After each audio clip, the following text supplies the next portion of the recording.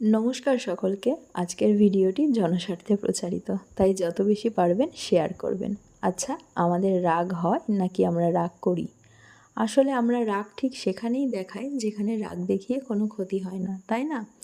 যেমন ধরুন, কিছু সরকারি কর্মচারী, সরকারি অফিসের কর্মচারী বা ব্যাংকার্স, তারা গ্রাহকদের সাথে এমন ব্যবহার করে থাকেন মনে হয় যেন খারাপ ব্যবহারের ওপর তাদের প্রমোশন ডিপেন্ড করে।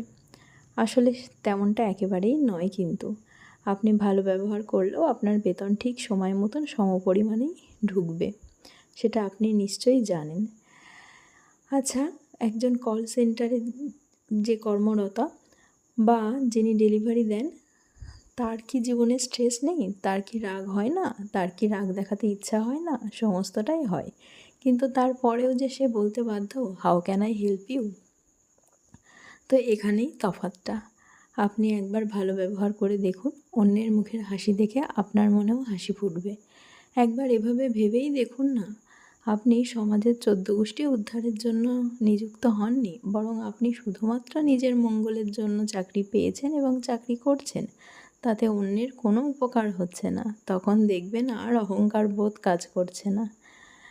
এভাবে একবার ভেবে দেখুন, দেখবেন নিজেও অনেকটা হালকা বোধ করছেন, নিজেরও আর রাগ করতে ইচ্ছা করছে না।